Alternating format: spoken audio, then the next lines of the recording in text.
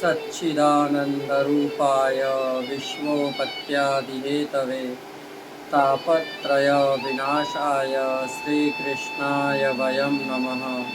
श्रीकृष्णाय वयं नमः। श्रीकृष्णाय वयं नमः। पुष्टिमार्गीय सर्वज्ञ करुणारसपूरितः श्रेष्ठफलप्रदाता च तस्मै श्रीगुरुवे नमः। तस्मै श्रीगुरुवे नमः। तस्मै श्रीगुरुवे नमः। राधे राधे। जय श्री कृष्ण मित्रों, दास का प्रणाम स्वीकार करें।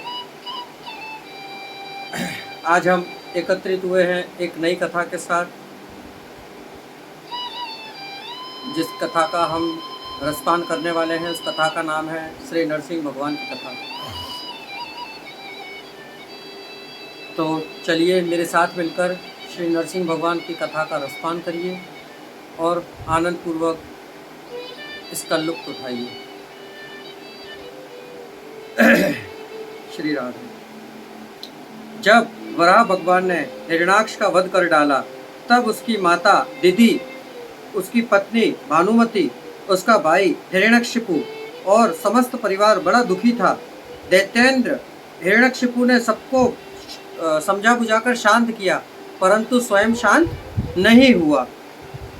उसके हृदय में प्रतिशोध की ज्वाला धधकने लगी। फिर तो उसने निश्चय किया कि तपस्या करके ऐसी शक्ति प्राप्त की जाए कि त्रिलोकी का राज्य नष्ट हो जाए और हम अमर हो जाए। निश्चय कर लेने पर हिरण्यकशिपु ने मंदराचल पर्वत की घाटी में जाकर ऐसा घोर तप किया जिससे देवलोक भी तप्त हो गए। देवताओं की प्रार्थना पर ब्रह्मा जी ने जाकर उनसे अमरत्व छोड़कर अन्य कोई भी मनचाहा वर मांगने को कहा। उसने कहा, मैं चाहता हूं कि आपके बनाए हुए किसी भी प्राणी के हाथों मेरी मृत्यु ना हो। मुझे न देव मार सके, न दैत्य मार सके, न मनुष्य मार सके, न प्राणी मार सके। न ऊपर मरूं न नीचे मरूं, न दिन में मरूं न रात में मरूं, न सुबह मरूं न रात में मरूं।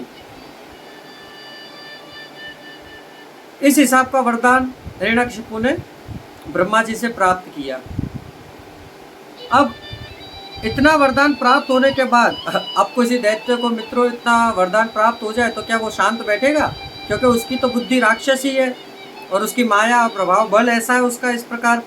तो इतना वर उसने प्राप्त करने के बाद संपूर्ण दिशाओं में, तीनों लोकों में देवता, असुर, नर, गंधर्व, गरुड़, सर्प, चारण, विद्याधर, ऋषि, पितृगण, अधिपति, मनु, यक्ष, राक्षस, पिशाचपति, भूत और प्रेत के नायक तथा संपूर्ण जीवों के स्वामियों को जीतकर अपने वशीभूत कर लिया। इस प्रकार उस विश्वजीत असुर ने अपने पराक्रम से संपूर्ण लोकपालों के स्थान छीन लिए। स्वयं इंद्र भवन में रहने लगा। उसने दैत्यों को आज्ञा दी कि आजकल ब्राह्मणों और क्षत्रियों की बहुत बढ़ती हो गई है। जो लोग तपस्या, व्रत, यज्ञ, स्वाध्याय और दानादि शुभ कर्म कर रहे हैं उन सबको मार डालो, क्योंकि विष्णु की जड़ है द्विजातियों का कर्म धर्म और वही धर्म का परम आश्रय है। दैत्यों ने जाकर वैसा ही किया, परंतु जहाँ त्रिलोक्यों में इस प्रकार धर्म का नाश किया जा रहा था वहाँ हिरण्यकशिपु के पुत्र में प्रहलाद जी जन्मे। वह बहुत भगवत भक्त थे। 5 वर्ष की अवस्था में वे अपने पिता को भगवत भक्ति का पाठ सुना रहे थे। पुत्र को अपने शत्रु विष्णु का भक्त जानकर उसने यह निश्चय कर लिया कि यह अपना शत्रु है जो पुत्र रूप से प्रकट हुआ है, अतः उसे मार डालने की आज्ञा दी। प्रियजनों, 5 वर्ष के प्रहलाद को हिरण्यकशिपु, देखिए एक राक्षस की माया किस प्रकार होती है कि वो अपने पुत्र को, अपने सगे संबंधी को, किसी को मारने में पीछे संकोच नहीं करता है। जिस प्रकार द्वापर में कंस राजा ने अपने सगी चचेरी बहन देवकी के पुत्रों को मारने में संकोच नहीं किया, उसी प्रकार हिरण्यकशिपु ने अपने 5 वर्ष के पुत्र को सबसे पहले एक कंदरा में भेजा, जिस कंदरा में कालकूट से भरेले विषैले सर्प, बिच्छू ये सब भरे थे। राधे। उसमें डाल दिया। परंतु कहते हैं ना, जा पर कृपा राम की होई, ता पर कृपा करे सब कोई। उस 5 वर्ष के प्रहलाद जी की रक्षा स्वयं परिपूर्ण भगवान नारायण ने करी। प्रहलाद जी का बाल भी बांका ना हुआ। उन्हें वो दैत्य 2 दिन वहां छोड़कर फिर वापस आ गए। फिर उन्हें वापस लेकर आए। तब बोले कि महाराज जी ने तो किसी तरह मारा ही नहीं जा रहा। अब उन्होंने क्या किया कि उनके ऊपर भाले, तलवार, धनुष, गदा, इन सब का प्रहार करना प्रारंभ किया। परंतु उन पर कृपा हरि की थी। 5 वर्ष के बालक के अंदर किस प्रकार का भाव देखिएगा मित्रों। आज के समय में हम में से किसी में भी इतना भाव नहीं है। उनको विश्वास था कि स्वयं श्री हरि नारायण भगवान जगन्नाथ उनके साथ है, तो उनका कोई बाल बांका नहीं कर सकता है। उस प्रहार से भी वो बच गए।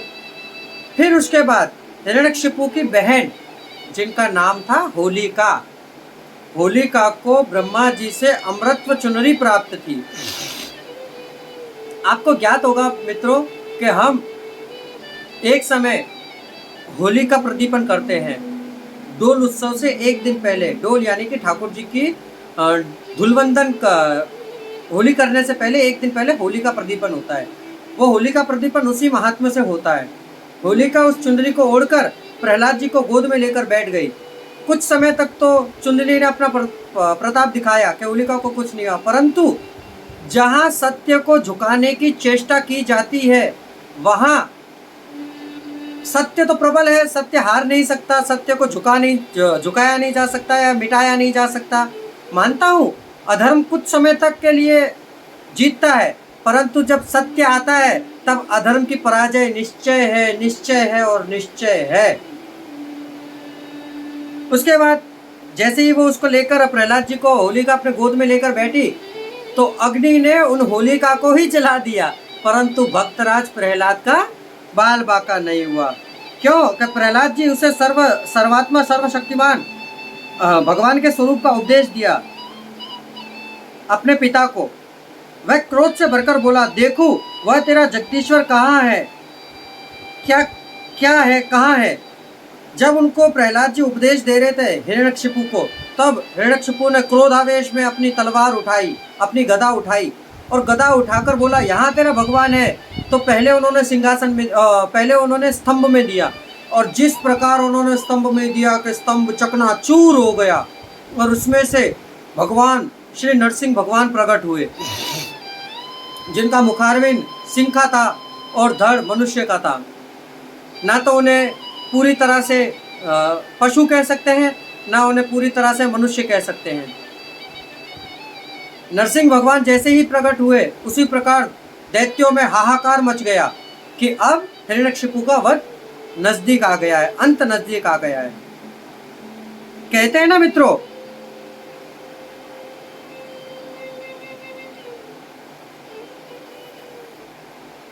कि जब जिस मनुष्य का अंत नजदीक आ जाता है तो उसकी बुद्धि भ्रमित हो जाती है।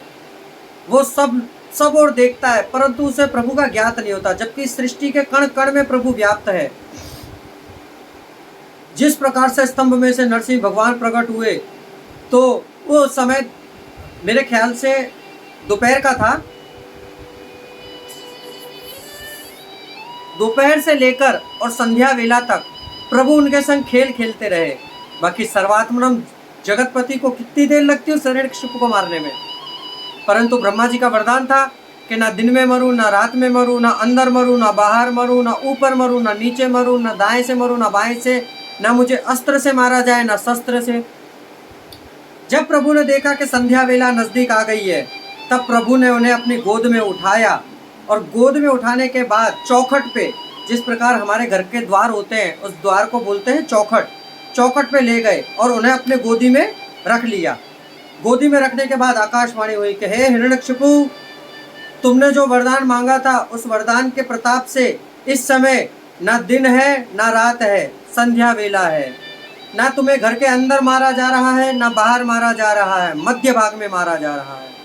ना तुम ऊपर मारे जा रहे हो, ना नीचे मारे जा रहे हो। भगवान नरसिंह तुम्हें अपनी गोद में रखकर मार रहे हैं, मध्य में। तुम्हें ना अस्त्र से मारा जा रहा है, ना शस्त्र से मारा जा रहा है। श्री नरसिंह भगवान तुम्हें अपने नखों से मार रहे हैं। भगवान नरसिंह भगवान ने अपने नाखूनों से उसके पेट को फाड़कर और उसको मृत्यु को प्राप्त कराया। तो बोलो श्री नरसिंह भगवान की जय। इतना करने के बाद जब नरसिंह भगवान का क्रोध शांत नहीं हुआ तो क्रोधावेश में आकर वो सिंहासन पर आरूढ़ होकर बैठ गए।